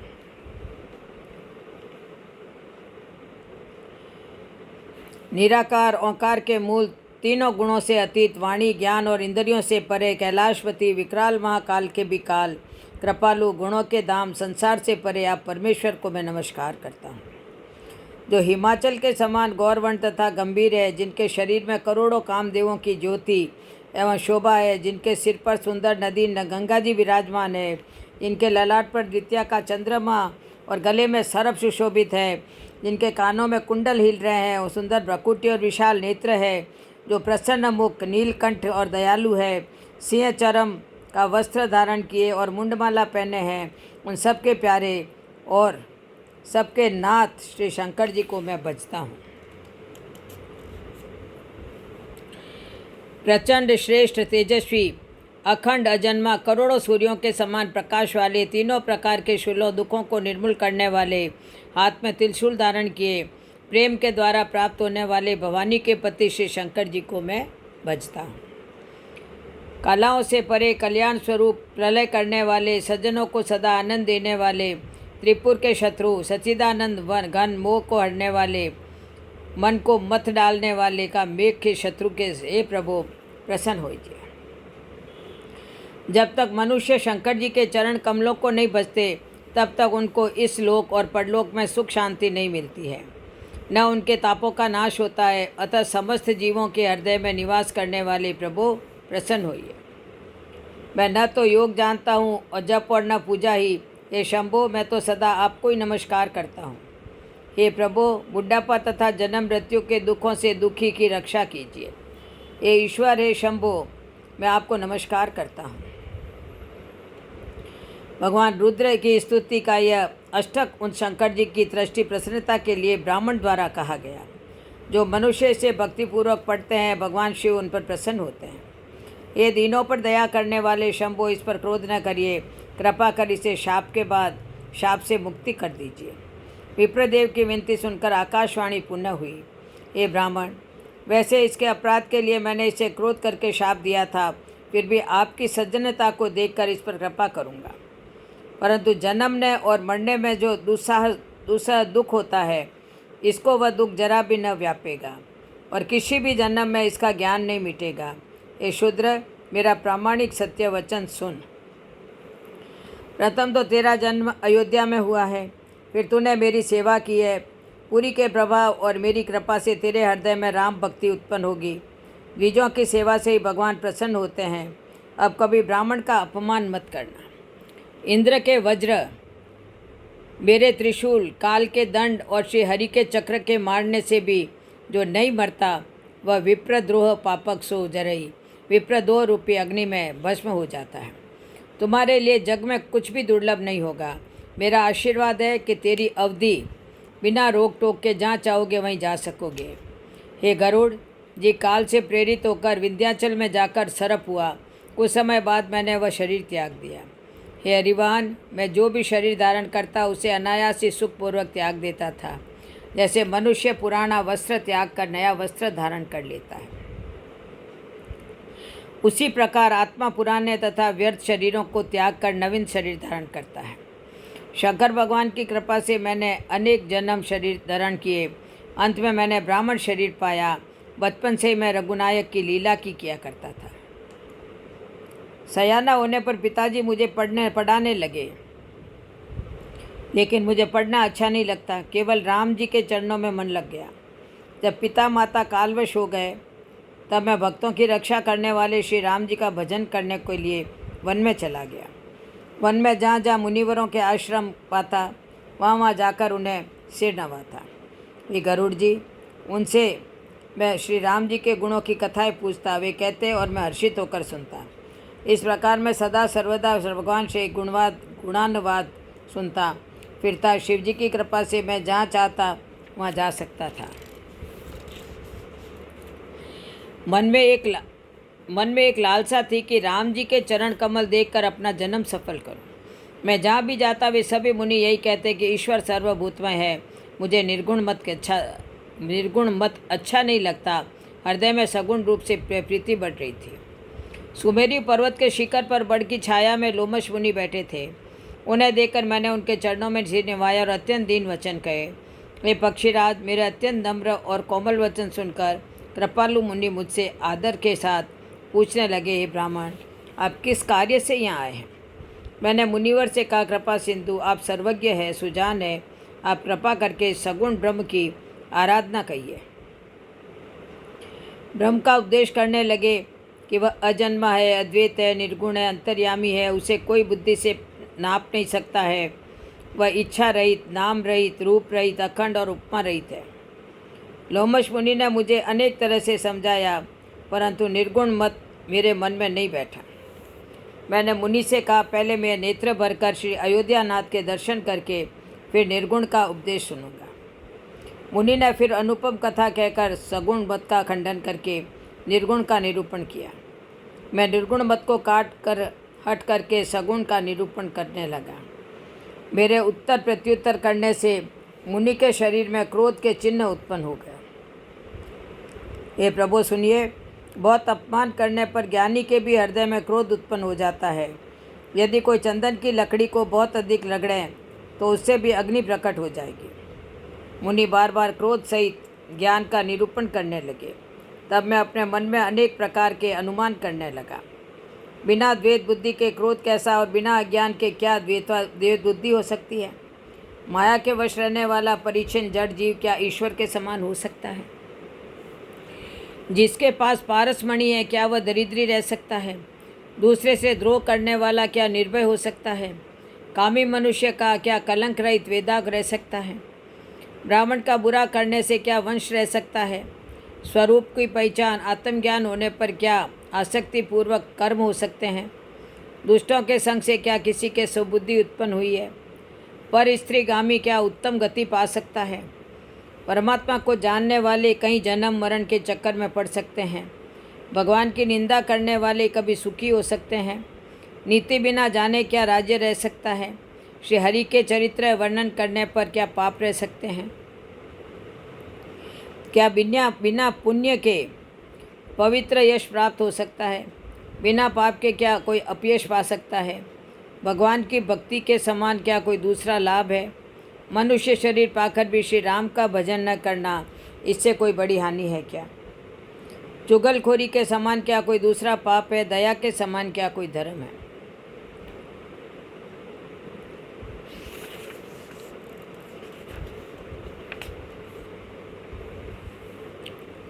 जब मैंने बार बार सगुण का पक्ष स्थापित किया, तब लोमश मुनि क्रोध कर बोले, मूर्ख, मैंने सत्य वचनों पर विश्वास नहीं करता, कोई की भांति सभी से डरता है। तेरे हृदय में अपने पक्ष का भारी हट है, अतः तो शीघ्र चांडाल पक्षी कुआ हो जा। मैंने प्रसन्न होकर शाप को सिर पर चढ़ा लिया। न मेरे मन में कोई भय हुआ, न दीनता आई। मैं तुरंत कुआ होकर मुनि को प्रणाम कर उड़ चला।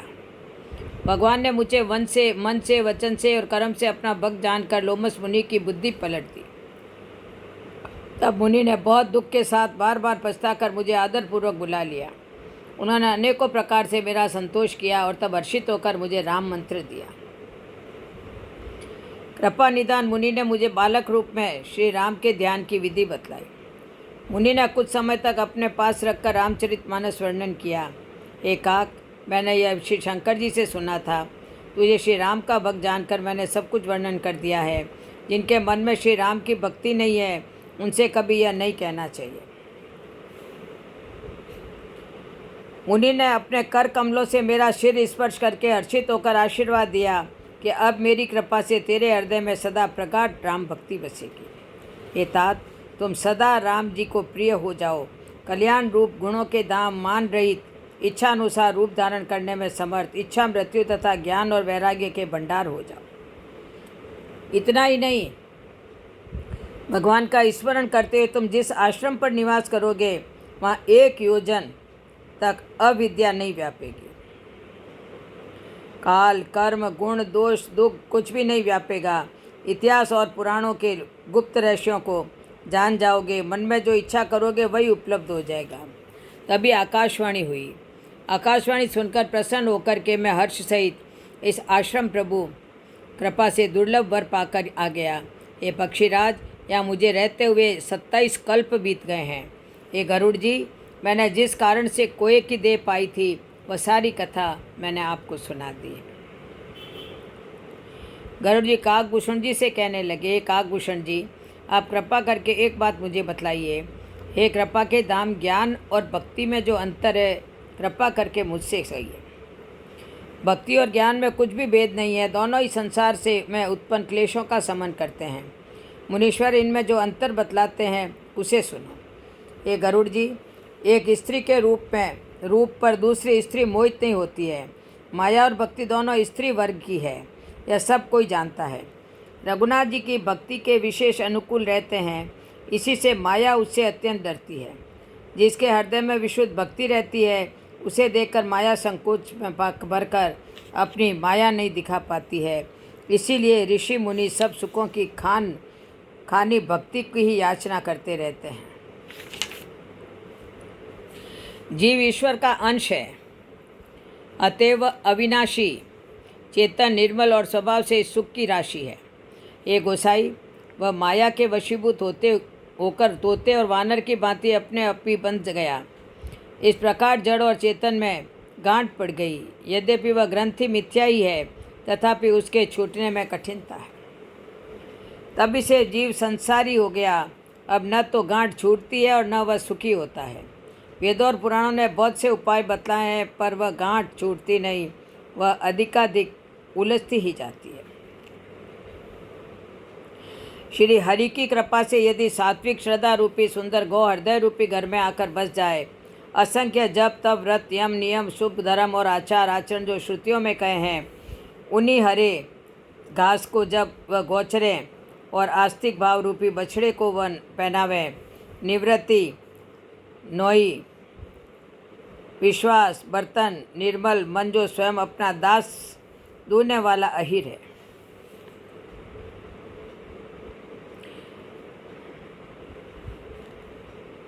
इस प्रकार तेज की राशि विज्ञान में दीपक को जलावे, जिसके समीप आते ही मद आदि सब पतंगे जल जाए। वह ब्रह्म मैं हूँ, यह जो अखंड कभी न टूटने वाली वृत्ति है, वही उस ज्ञान दीपक की परम प्रचंड दीप शिखा लौ है। इस प्रकार जब आत्मानुभव के सुख का प्रकाश फैलता है, तब संसार के मूल भेद रूपी ब्रह्म का नाश हो जाता है। महान बलवती अविद्या के परिवार, मोह आदि का अपार अंधकार मिट जाता है। तब वही विज्ञान रूपिणी बुद्धि आत्मानुभव रूप प्रकाश को पाकर हृदय रूपी घर में बैठकर उस जड़ चेतन की गांठ खोलती है। यदि वह विज्ञान रूपिणी बुद्धि उस गांठ को खोल न पावे, तब वह जीव कृतार्थ हो। परंतु हे पक्षीराज, गरुड़ जी, गांठ खोलते हुए जानकर माया फिर अनेकों विघ्न करती है। वह बहुत सी रिद्धि सिद्धियों को भेजती है, जो आकर बुद्धि को लोभ दिखाती है। रिद्धि सिद्धियाँ कला, बल और छल के समीप जाकर आंचल की वायु से उस ज्ञान रूपी दीपक को बुझा देती है। यदि बुद्धि बहुत ही सयानी हुई तो उन रिद्धि सिद्धियों को अहित कर, हानि कर समझ कर उनकी ओर ताकती नहीं। इस प्रकार यदि माया के विघ्नों से बुद्धि को बाधा नहीं हुई, तो फिर देवता विघ्न करते हैं। इंद्रियों के द्वार हृदय रूपी घर के अनेकों झरोखे हैं। प्रत्येक झरोकों पर देवता स्थान अड्डा जमा कर बैठे हैं। ज्यों ही वे विषय रूपी हवा को आते देखते हैं, त्यों ही हठपूर्वक किवाड़ खोल देते हैं। ज्यों ही वह तेज हवा हृदय रूपी घर में जाती है, त्यों ही वह विज्ञान रूपी दीपक बुझ सकता है। गांठ भी नहीं छूटी और वह प्रकाश भी मिट गया। विषय रूपी हवा से बुद्धि व्याकुल हो गई, सारा किया कराया चौपट हो गया।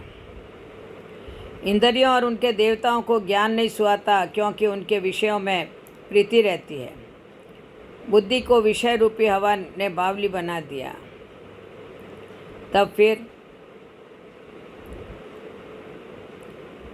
तब फिर दोबारा उस ज्ञान दीपक को उसी प्रकार से कौन जलावे।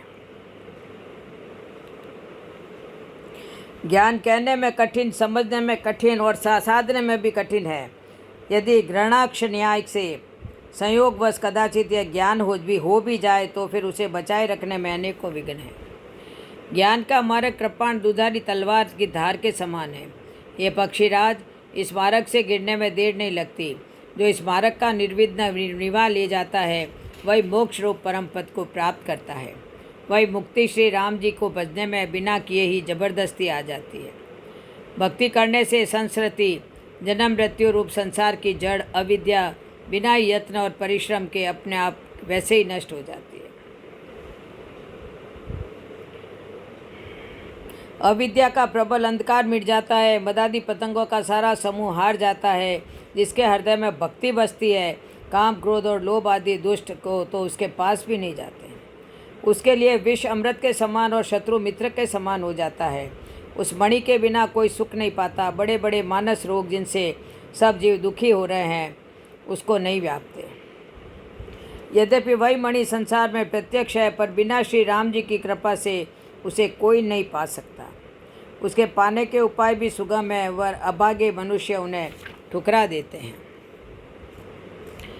जो प्राणी उसे प्रेम के साथ खोजता है, वह सब सुखों की खान इस भक्ति रूपी मणि को पा जाता है। हे प्रभु, मेरे मन में तो ऐसा विश्वास है कि श्री राम जी के दास श्री राम जी से भी बढ़कर हैं। श्री राम जी समुद्र है तो धीर संत पुरुष मेघ है। श्री हरिचंदन के वृक्ष है तो संत पवन हवा है। सब साधनों का फल सुंदर हरि भक्ति ही है, उसे संत के बिना किसी ने नहीं पाई। ऐसा सोचकर विचार कर जो भी संतों का संग करता है, हे गरुड़ जी, उसके लिए श्री राम जी की भक्ति सुलभ हो जाती है।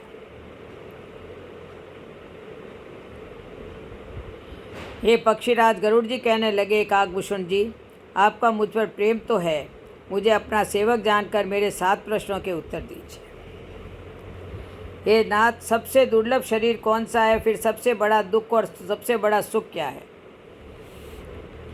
संत और असंतों का भेद आप जानते हैं, उनका स्वभाव बताइए। वेदों में सबसे बड़ा महान पुण्य और सबसे बड़ा महान पाप कौन है?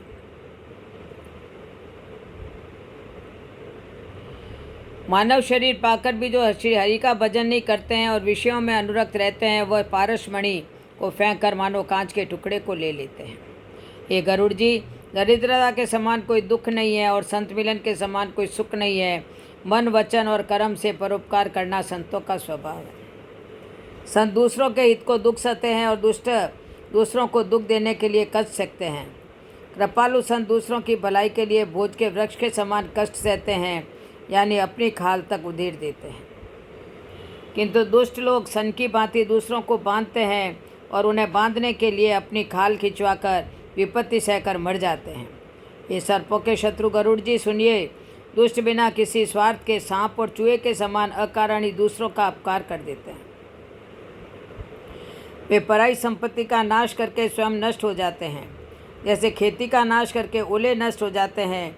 दुष्ट का अभ्युदय उन्नति प्रसिद्ध अधम ग्रह केतु के उदय की भांति जगत के दुख के लिए ही होता है। संतों का अभ्युदय सदा सुखकर होता है, जैसे सूर्य और चंद्रमा का उदय होना विश्व भर को सुखदायी होता है। वेदों में अहिंसा को परम धर्म माना है और पर निंदा के समान भारी पाप नहीं है। शिवजी और गुरु का निंदक वैंडक होता है। जो अभिमानी जीव देवताओं और वेदों की निंदा करते हैं, वे रौरव नरक में पड़ते हैं। संतों की निंदा करने वाला उल्लू होता है, जिसे मोह रूपी रात्रि प्रिय होती है और ज्ञान रूपी सूर्य अस्त हो जाता है। ये जो मूर्ख मनुष्य सबकी निंदा करते हैं, वे चमगादड़ होकर जन्म लेते हैं। ये तात अब मानस रोग सुनिए, जिनसे सब लोग दुख पाया करते हैं। सब रोगों की जड़ मोह है। फिर उन व्याधियों में से बहुत से शूल उत्पन्न होते हैं। काम बात है, लोभ अपार बढ़ा हुआ कफ है, क्रोध पित्त है जो छाती जलाता रहता है। यदि ये कहीं तीनों भाई वात पित्त और कफ प्रीति कर ले मिल जाए तो दुखदायक सन्निपात रोग उत्पन्न हो जाता है। कठिन सा से पूर्ण होने वाले जो विषयों के मनोरथ हैं, वे ही सब कष्टदायक रोग हैं। उनके नाम कौन जान सकता है? अर्थात वे तो अपार हैं। ममता दाद है, ईर्ष्या खुजली है, हर्ष विषाद, गले के रोग, गलगंड, कंठमाला या गहंगा आदि है। पराय सुख को देखकर जो जलन होती है वह क्षयी है। दुष्टता और मन में कुटिलता की कोड है। अहंकार अत्यंत दुख देने वाला डमरू गांठ का रोग है। दंभ कपट मद और मान नहरुआ नसों का रोग है। तृष्णा बड़ा भारी उदर वृद्धि जलोदर रोग है। 3 प्रकार पुत्र धन और मान की प्रबल इच्छाएं प्रबल तिजारी है। मत्सर और अविवेक 2 प्रकार के ज्वर हैं। इस प्रकार अनेकों बुरे रोग हैं, जिन्हें कहाँ तक कहूँ। एक ही रोग के वश होकर मनुष्य मर जाते हैं। फिर ये तो बहुत से असाध्य रोग है, ये जीव को निरंतर कष्ट देते रहते हैं। ऐसी दशा में वह शांति को कैसे प्राप्त करें? जगत के सभी जीव रोगी है, जो शोक भय प्रीति और वियोग के दुख से और भी दुखी हो रहे हैं। मैंने ये थोड़े से मानस रोग कहे हैं, ये है तो सबके हैं, परंतु इनको बिरले ही जान पाए। श्री रघुनाथ जी की भक्ति संजीवनी जड़ी है। श्रद्धा से पूर्ण बुद्धि ही अनुपान दवा के साथ लिया जाने वाला मधु आदि है। इस प्रकार सहयोग हो तो रोग भले ही नष्ट हो जाए, नहीं तो करोड़ों प्रयत्नों से भी नहीं जाते हैं। श्री रघुनाथ जी की कृपा के बिना जीव को शांति नहीं मिलती है।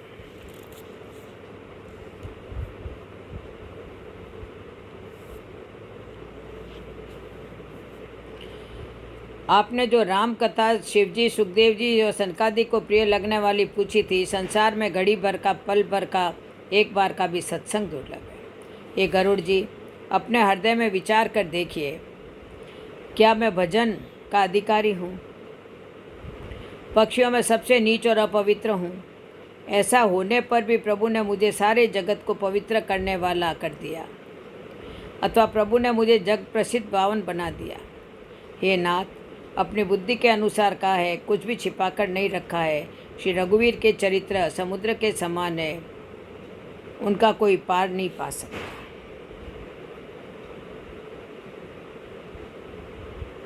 मेरे प्रभु का दरबार भक्तों को शांति देने वाला और प्रसन्न करने वाला है। काकभूषण जी के वचनों को सुनकर गरुड़ जी कहने लगे, श्री रघुनाथ जी की भक्ति रस से भरी हुई आपकी वाणी सुनकर मैं कृतकृत्य हो गया। श्री राम जी के चरणों में मेरी नवीन प्रीति हो गई और माया से उत्पन्न सारी विपत्ति चली गई। आप पूर्ण काम है, श्री राम जी के प्रेमी है। हे तात, आपके समान कोई बड़भागी नहीं। संत, वृक्ष, नदी, पर्वत और पृथ्वी, इन सबकी क्रिया पराय हित के लिए ही होती है। संतों का हृदय मक्खन के समान होता है, ऐसा कवियों ने कहा है, परंतु उन्होंने कहना नहीं जाना, क्योंकि मक्खन तो अपने को ताप मिलते ही पिघलाता है और परम पवित्र संत दूसरों के दुख से पिघल जाते हैं। मेरा जीवन और जन्म सफल हो गया। आपकी कृपा से मेरा सब संदेह चला गया। मुझे सदा दास ही जानना। शंकर जी कह रहे हैं। उमा, गरुड़ जी बार बार काकभूषण जी की कृतज्ञता प्रकट कर रहे हैं। श्री काकभूषण जी के चरणों में सिर नवाकर श्री रघुनाथ जी को हृदय में धारण कर गरुड़ जी बैकुंठ को चले गए। ये गिरिजा संत समागम के समान कोई दूसरा लाभ नहीं है, परंतु वह संत समागम बिना हरि कृपा से प्राप्त नहीं होता, ऐसा शास्त्र कहते हैं। अनेक प्रकार के कर्म, धर्म, व्रत और दान, अनेकों संयम, जप, तप, यज्ञ, दान, दया, ब्राह्मण और गुरु की सेवा, विद्या, विनय, विवेक और बड़ाई, वेदों ने जहाँ तक साधन बतलाए हैं, उन सब का फल यह हरि की भक्ति ही है। हे भवानी, श्रुतियों में गाई हुई श्री राम जी की भक्ति किसी विरले की प्राप्त हुई है। जिनका मन श्री राम के चरणों में अनुरक्त है, वही सर्वज्ञ, सब कुछ जानने वाला, वही गुणी है, वही ज्ञानी है, वही पृथ्वी का भूषण, पंडित और दानी है, वही धर्मपरायण और वही कुल का रक्षक है।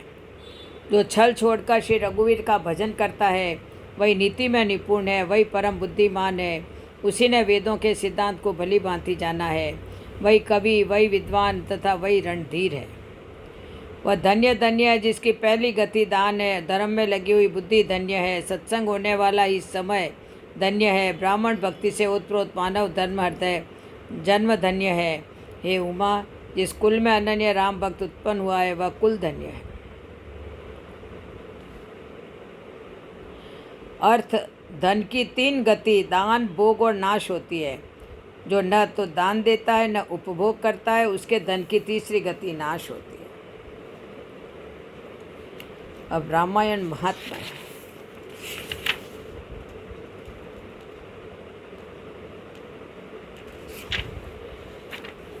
शंकर भगवान कहने लगे, तुम्हारे मन में प्रेम की अधिकता देखकर मैंने श्री रघुनाथ जी की कथा सुनाई। यह कथा उनसे न कहनी चाहिए जो धूर्त हो, हठी स्वभाव के हो और श्री हरि की लीला को मन लगाकर न सुनते हो, लोभी, क्रोधी और कामी को चराचर के स्वामी श्री राम जी को नहीं बसते हो। यह कथा नहीं कहनी चाहिए। ब्राह्मणों के द्रोही को यदि वह देवराज इंद्र के समान ऐश्वर्यवान राजा भी हो, तब भी यह कथा कभी न सुनानी चाहिए। श्री राम की कथा के अधिकारी वे ही है जो सत्संगति अत्यंत प्रिय है। ये उमा, जिनकी गुरु के चरणों में प्रीति है, नीति परायण है, विप्रों का सेवक है, वे ही इसके अधिकारी हैं। और उसको तो यह कथा अत्यंत सुख देने वाली है, जिसको रघुनाथ जी के प्राण के समान प्यारे हैं। जो श्री राम जी के चरण कमलों में प्रीति रखता हो, मोक्ष कर जाता हो, वह इस कथा रूप अमृत को प्रेम पूर्वक अपने कान रूपी दोने में से पिए। ये गिरिजा, मैंने कलयुग के पापों का नाश करने वाली, मन के मल को साफ करने वाली राम कथा का वर्णन किया। राम कथा जन्म मरण रूपी रोग के नाश के लिए संजीवनी बूटी है। विद्वान और वेद ऐसा कहते हैं। इसमें 7 सुंदर सीढ़ियाँ हैं जो श्री रघुनाथ जी की भक्ति को प्राप्त करने के मार्ग हैं। जिस पर श्री हरि की अत्यंत कृपा होती है, वही इस मार्ग पर पैर रखता है। जो कपट छोड़कर यह कथा गाते हैं, वह अपनी मनोकामना की सिद्धि पा लेते हैं। जो इसे कहते, सुनते और अनुमोदन करते हैं, वह संसार रूपी समुद्र को गाय के खुर के बने गड्ढे की भांति पार कर लेते हैं। नजरें तेरी बदली तो नजोर बदल गए, किश्ती ने मुख मोड़ा तो किनारे बदल गए। शंभु उमा का यह कल्याणकारी समाज सुखदायक, शोक का नाशक, जन्म मरण का अंत करने वाला, संदेह नाशक, भक्तों को आनंददायक और संतों का प्रिय है। संसार में जितने भी रामोपासक हैं, उनको तो राम कथा के समान कुछ भी प्रिय नहीं है। रघुनाथ जी की कृपा से मैंने यह सुंदर चरित्र अपनी बुद्धि के अनुसार गाया है। श्री राम के देश भारत में, श्री राम जन्मभूमि अयोध्या में, भारत देश के ही कुछ लोग अयोध्या में श्री राम मंदिर बना दिया है। भारत में जन्म लेने के लिए देवता भी तरसते हैं। देवता भारत भूमि की सराहना करते हैं और इस भगवान की लीला भूमि भारत में देवलोक को छोड़कर मनुष्य बनकर यहाँ आना गौरव समझते हैं। तुलसीदास जी कहते हैं, इस कलयुग में योग, यज्ञ, जप, तप, व्रत और पूजन आदि कोई दूसरा साधन नहीं है। पर श्री राम जी का स्मरण ही करना, श्री राम जी का ही गुणगान करना और निरंतर श्री राम जी के गुण समूहों का श्रवण करना ही श्रेयकर है।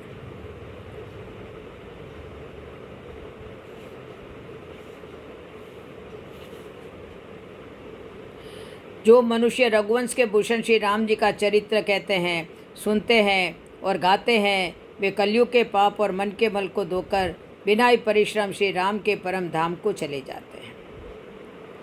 जो मनुष्य 5-7 चौपाइयों को भी मनोहर जानकर अथवा रामायण की चौपाइयों के श्रेष्ठ पंच हृदय में धारण करता है, अर्थात सारे रामचरित्र की तो बात ही क्या, जो 5 चौपाइयों को भी समझकर उनका अर्थ हृदय में धारण कर लेते हैं, उनके भी अविद्या जनित सारे क्लेश श्री रामचंद्र जी हरण कर देते हैं। तुलसीदास जी कहते हैं कि हे प्रभु, आपके समान कोई दयालु और मेरे समान कोई पापी नहीं है, फिर भी आप मुझ पर दया दृष्टि रख रहे हैं।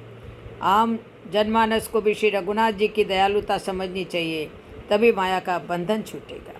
ये श्री रघुवीर, मेरे समान कोई दीन नहीं है और आपके समान कोई दीन हितकारी नहीं है, ऐसा विचार कर रहे रघुवंशमणि, मेरे जन्म मरण के भय को दूर कीजिए।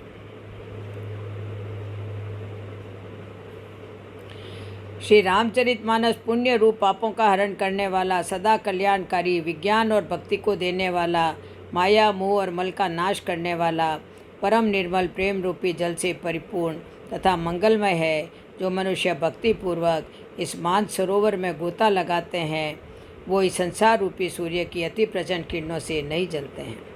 श्री राम अनंत है, उनकी कथा अलौकिक है। बोलो श्री रामचंद्र भगवान की जय हो। आज नवपारायण का रामचरितमानस का पाठ पूर्ण हुआ, उसको विराम देते हैं। कथाएं कभी पूर्ण नहीं होती है। अब अपन एक रामायण जी की आरती करेंगे, उसके बाद कथा को विश्राम देंगे। आरती श्री रामायण जी की, कीरति कलित ललित सियपी की, गावत ब्रह्मादिक मुनि नारद, वाल्मीक विज्ञान विशारद, सुख सनकादि शेष ऋषारद, वरनि पवन सुत कीरति ने की। आरती श्री रामायण जी की। गावत वेद पुराण अष्टदश, 6 शास्त्र सब ग्रंथन को रस, मुनि जन धन संतन को सरबस, सार अंश सामत सब ही की। आरती श्री रामायण जी की। गावत संतत शंभु भवानी, अरुघट संभव मुनि विज्ञानी, व्यास आदि कविवर जब खानी, कागभुसुंडी गरुड़ के ही की। आरती श्री रामायण जी की। कलिमल हरणि विषय रस फीकी, सुभग श्रृंगार मुक्ति जुबती की, दलन रोग भव मूरी अमी की, तात मात सब विधि तुलसी की। आरती श्री रामायण जी की। अब रामायण जी की कथा विसर्जन होती है। कथा विसर्जन होते है, सुनो वीर हनुमान, राम लक्ष्मण जानकी सदा करो कल्याण। जय जय सीता राम जी की, जय लक्ष्मण बलवान, जय कपिश सुग्रीव की, कहत चले हनुमान। रामायण बैकुंठ गई, सुर गए निज निज धाम, रामचंद्र के पद कमल बंदी रहे हनुमान। कहे दंडवत प्रभु सन, तुम्हें कहूँ कर जोर, बार बार रघुनायक कही, सुरति कराहे मोर। असी कही चले बाली सुत, फिर आयऊ हनुमंत, तासु प्रीति प्रभु सन कही, मगन भये भगवंत। बहु बेशज रघुनाथ यश, सुनई जे नर और नारी, तिनके सकल मनोरथ सिद्ध करई त्रिशिरारी। बाजा बाजे गह गए, भरद्वाज मुनिवास, स्तुति करी करी सुर चले शंभु गए कैलाश। जो जन जहाँ से आयऊ कथा सुनी चितलाए, अपने अपने धाम को विदा हो हर्षाए।